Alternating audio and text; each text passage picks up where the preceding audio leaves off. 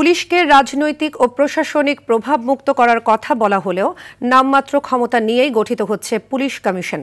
অবসরপ্রাপ্ত police officer কল্যাণ সমিতির সভাপতি ডক্টর এম আকবর আলী বলছেন, সরকার কেবল তার প্রতিশ্রুতি রক্ষার জন্য নামকাওয়াস্তে এই কমিশন গঠন করেছে। আর বিশেষজ্ঞরা বলছেন, পুলিশ কমিশন গঠন ভালো উদ্যোগ, তবে সরকারের সাথে থেকে কমিশন কতটুকু স্বাধীন হতে পারবে তা নিয়ে প্রশ্ন থেকে যায়। শাকিবুর রহমান জানাচ্ছেন বিস্তারিত।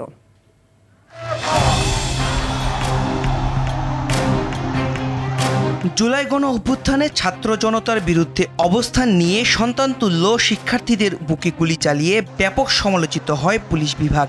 অভ্যুত্থান পূর্ববর্তী নানা বিতর্ক পিছু ছাড়ছে না পুলিশের। বাহিনীতে শৃঙ্খলা ফেরাতে স্বাধীন পুলিশ কমিশন গঠনের জোর দাবির প্রেক্ষিতে আইন উপদেষ্টার নেতৃত্বে পুলিশ কমিশনের খসড়া তৈরি করে সরকার। তবে স্বরাষ্ট্র মন্ত্রণালয়ে গেলে বাদ পড়ে গুরুত্বপূর্ণ সুপারিশ।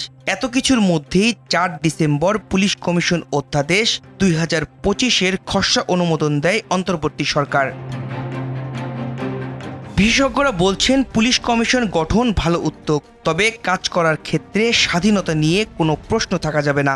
এই কমিশনটি সরকারের সাথে একত্রিত হয়ে কাজ করবেন, সেই ক্ষেত্রে আসলে এই কমিশনটি কতটুকু নিরপেক্ষভাবে কাজ করবে সেই সম্পর্কে আসলে আমার যথেষ্ট সন্দেহ রয়েছে। আমরা বিভিন্ন সময় দেখেছি এই সুপারিশগুলো কিন্তু সরকার যেহেতু মানতে বাধ্য না, বেশিরভাগ ক্ষেত্রেই দেখা যায় যে সুপারিশগুলো সুপারিশ থেকেই যায়। অবসরপ্রাপ্ত পুলিশ অফিসার কল্যাণ সমিতির সভাপতি ডক্টর এম আকবর আলী বলছেন, যে প্রক্রিয়ায় পুলিশ কমিশন হচ্ছে তা যথাযথ নয়। প্রশাসনিক ও আমলাতন্ত্র থেকে বেরিয়ে আসতে হবে। যে এরকম একটা কমিশন সেই প্রতিশ্রুতি রক্ষা করলো আর কি। পুলিশকে নিয়ন্ত্রণের আরেকটা মাধ্যম তৈরি হলো।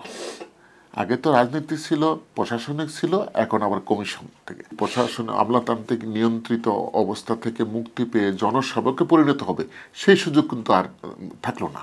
স্বাধীন কমিশন হওয়ার কথা থাকলেও স্বাধীন কথাটি বাদ দেয়ায় এই কমিশন গঠনের পরেও রাজনীতিকরণ থাকবে বলে মনে করেন দুই বিশেষজ্ঞ।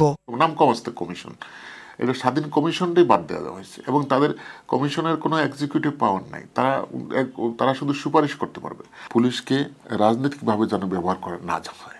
ট্রান্সফার, পোস্টিং, পদায়ন বা এমনকি নিয়োগের ক্ষেত্রেও কিন্তু রাজনৈতিক প্রভাব পড়ে। এবং দলের উপরে গিয়ে বা কোনো একটি সরকারের উপরে গিয়ে কোনো প্রতিষ্ঠান আসলে নিরপেক্ষভাবে কাজ করতে কিন্তু বেশ খানিকটা বেগ পেতে হয়। অসন্তোষ নিরসনে পুলিশ বাহিনীর সঙ্গে সরকারের যোগসূত্র স্থাপন করায় এই কমিশনের কাজ বলে মনে করেন বিশেষজ্ঞরা। শাকিবুর রহমান, RTV, ঢাকা।